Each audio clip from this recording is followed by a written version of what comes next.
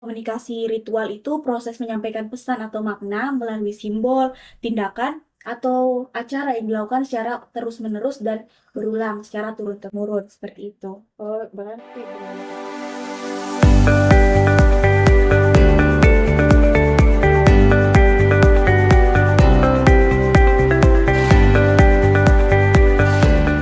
halo Sobat Mister Koromis. Nah, bertemu lagi di konten Koromis kali ini. Komunikasi romantis dan humanis. Nah, kali ini saya Nurul Fajria sebagai host di konten kali ini akan membahas tentang komunikasi ritual bersama Kak Ahidatul Fauzia. Nah, eh, mengenai komunikasi ritual nih Kak, apa apa sih itu komunikasi ritual yang dimaksud Kak?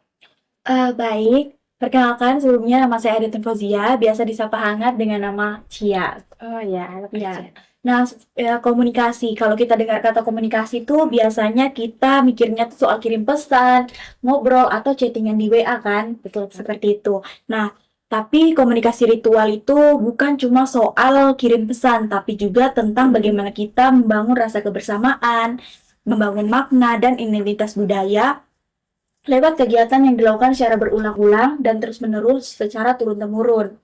Nah, jadi intinya itu komunikasi ritual itu proses menyampaikan pesan atau makna melalui simbol, tindakan, atau acara yang dilakukan secara terus-menerus dan berulang secara turun-temurun seperti itu. Nah, bagaimana sih itu Kak konsep komunikasi ritual itu yang sebenarnya Kak? Konsep komunikasi ritual tuh konsepnya tuh sangat sederhana tapi dalam begitu. Nah, dalam komunikasi ritual itu bukan cuma ada informasi yang disampaikan seperti itu, tapi ada momen bersama yang tercipta di dalamnya, seperti pada saat upacara adat atau pada saat doa bersama. Dan di dalamnya itu ada informasi yang disampaikan melalui simbol-simbol yang ada di dalam suatu upacara adat atau pada saat doa bersama. Itu simbol-simbol disampaikan melalui tindakan-tindakan suatu komunitas atau kelompok masyarakat tertentu. Nah, intinya itu bukan cuma siapa yang bilang apa pada komunikasi ritual ini, tapi bagaimana kita bisa merasa menjadi bagian dari komunikasi ritual tersebut.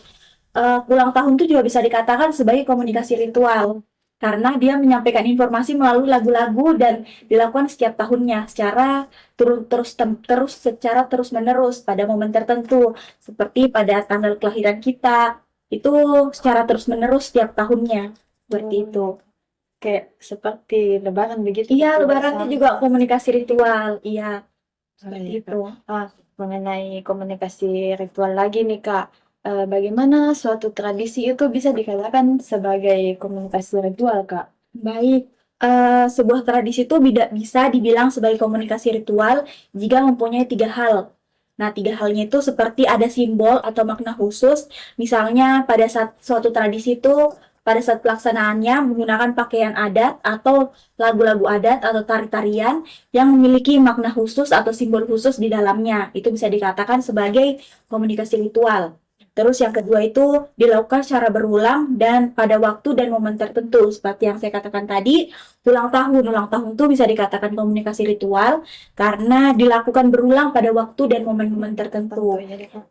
Yang terakhir itu punya tujuan untuk membangun rasa kebersamaan, entah rasa syukur atau peringatan atau menggambarkan identitas suatu kelompok atau komunitas tertentu.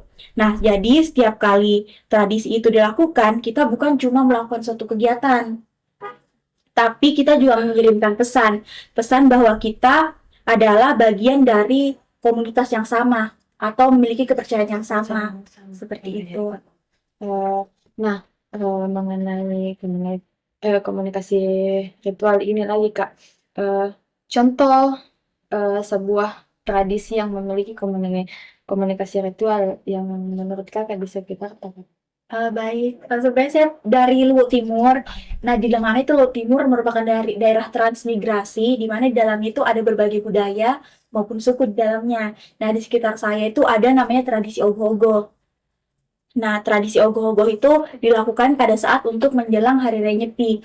Kalau di Islam kita takbiran. Iya kan? Iya, kalau di sana dia namanya ogoh-ogoh. Nah, prosesnya itu ogoh-ogoh itu penuh simbol. Mulai dari pembuatan ogoh-ogoh itu di dalamnya ada simbol-simbolnya. Pada saat arak-arak, nah pada saat arak-arak itu mempunyai simbol di mana untuk menetralisir hal-hal negatif di sekitarnya sebelum dilakukan proses pembakaran. Nah, semua semua tahapannya itu punya pesan yang disampaikan dalam sebuah komunikasi tentang cara membersihkan diri, mengusir energi negatif, dan mempersiapkan diri untuk menyambut hari yang suci atau tahun baru Saka, hari raya Nyepi, seperti itu. Dan yang paling penting, tradisi ogoh-ogoh ini juga salah satu masuk dalam sebuah konsep komunikasi ritual, di mana dia menciptakan kebersamaan, memperkuat memperkuat solidaritas warga, ya seperti itu. Dan juga semua warga itu terlibat di dalamnya dari awal sampai akhir, sehingga itu menjadi suatu identitas warga setempat sebagai masyarakat di sana, seperti itu. Ya Kak. Eh, Kemudian mengenai apa tradisi ogoh-ogoh ini, Iya, seberapa menarik menurut Tak itu Kak, tradisi itu kan sampai sekarang itu Kak, iya masih ada sampai sekarang. ya Kak, seberapa menarik itu Kak? Menurut saya, menurut saya itu sangat menarik di dalamnya karena waktu awalnya saya pikir itu sebuah perayaan yang kayak seru-seruan seperti takbiran itu kan. Ternyata di dalamnya itu punya makna dan simbol-simbol tertentu yang orang Hindu percayai. Dan di situ menurut saya itu sangat menarik di mana mereka eh, menyambut hari raya Nyepi itu dengan sebuah kreativitas di dalamnya, seperti itu. Kalau untuk bentuk kreativitasnya itu seperti apa Kak? Adakah yang membuat karya-karya atau bagaimana Kak? Banyak, dia membuat karya seperti ogoh-ogoh. Ogoh-ogoh itu dibuat sendiri. Sama namanya tuh STT, Sekat Taruna Taruni. Kalau di Islam itu remaja masjid lah bicara bahasanya. Iya. Di sana dia membuat ogoh-ogoh. Dia dibentuk dalam bentuk yang besar, lalu diarak-arak. Nah, di dalamnya situ juga ada proses komunikasi ritualnya. Oh iya Kak. Iya, di dalamnya situ ada makna-makna dan simbol-simbol yang mereka komunikasikan untuk Tuhan, untuk diri sendiri, dan untuk alam sekitar. Itu lebih kepada anunya di Kak, bagaimana menetralisir Iya, menetralisir energi-energi negatif sebelum negatif. dia masuk ke tahun baru mereka. Iya. Seperti Menarik itu. nih, Kak. Iya, menarik sekali. Pasti meriah itu Kak. Iya, meriah sekali. Jadi semua orang bisa terlibat di dalamnya. Biar orang Islam, Islam biar begitu. Islam juga bisa ikut menonton secara langsung tradisi ogoh-ogoh, menikmati pertunjukan seperti tari-tariannya.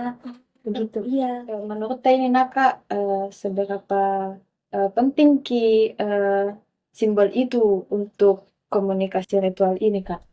Baik, menurut saya itu sangat penting karena sebuah komunikasi ritual itu di dalamnya itu harus ada simbol-simbol atau pemaknaan yang mereka percayai untuk dikomunikasikan terhadap kelompok itu sendiri. Jadi, ya, jadi ada beberapa kalau misalnya kita tidak terlibat di dalamnya, terkadang kita tidak tahu apa yang mereka komunikasikan atau makna yang mereka percayai seperti itu. Apa yang novelty yang kita peroleh begitu Kak daripada komunikasi ritual ini? Novel itu pembaharuan kan.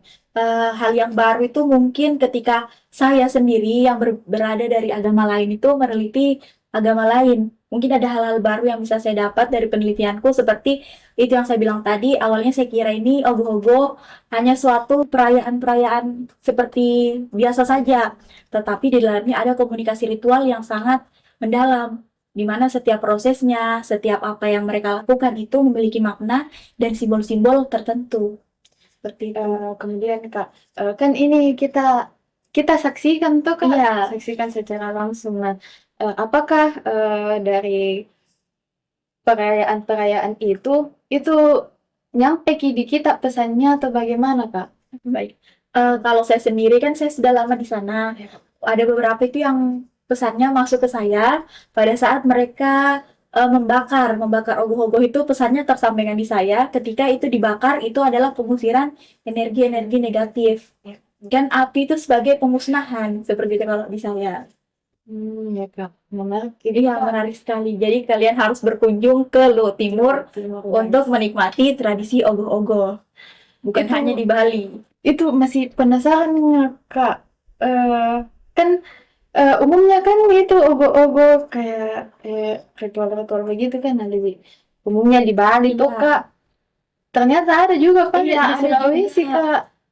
Ada juga di Makassar, cuma di Makassar itu ada pura di dekat UIN.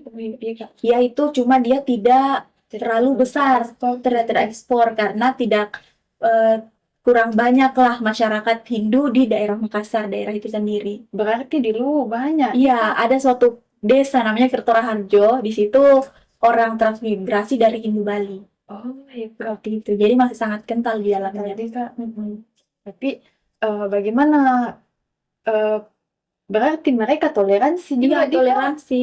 Karena untuk menikmati ogo-ogo Iya. saja itu perayaan ogo-ogo saja dia umum kasih Kasih umum. Iya, karena sebenarnya tradisi ogo-ogo itu budaya. Budaya yang dilakukan secara turun-temurun, secara terus menerus. Iya, Kak. Sedangkan ritualnya itu seperti menyalakan api dan membuat suara-suara ribut, suara-suara keributan seperti itu. Seperti membunyikan gamelan, itu kan suara-suara keributan.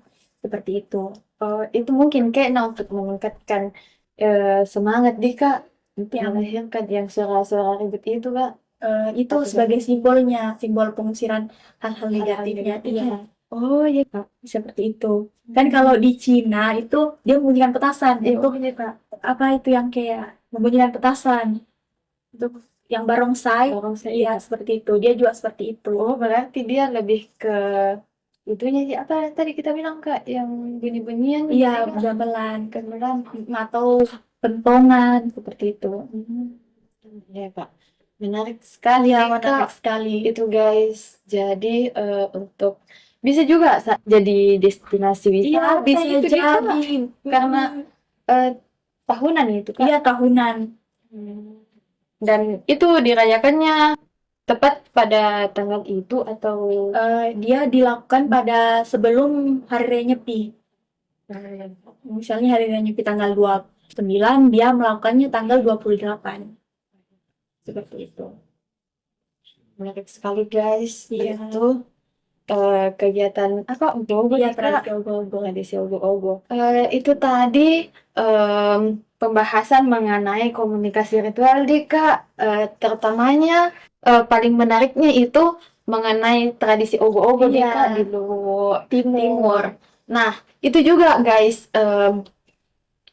bisa jadi destinasi wisata untuk kalian-kalian yang penggemar trip begitu. Iya. Bisa sangat-sangat rekomendasi tuh di Kak, apalagi orang-orangnya di sana Ramah-ramah dan menyambut baik sekali. toleransi. Iya, siapapun yang mau menonton, silahkan. Iya, toleransi dan maksudnya itu juga simbol-simbolnya, makna-maknanya kan Sangat itu mendalam banget gitu. itu nih Kak. Jadi guys, baiklah mungkin itu tadi keseruan kita berdua membahas mengenai komunikasi ritual. Jadi untuk kalian-kalian yang berminat ke sana untuk perjalanan trip tuh Kak itu direkomendasikan sekali. Iya. Nah, baik guys, untuk konten kali ini kita akhiri. Jangan lupa like, komen, dan subscribe. Sampai ketemu nanti guys. Assalamualaikum. Baik. Mister Teroris. Jangan lupa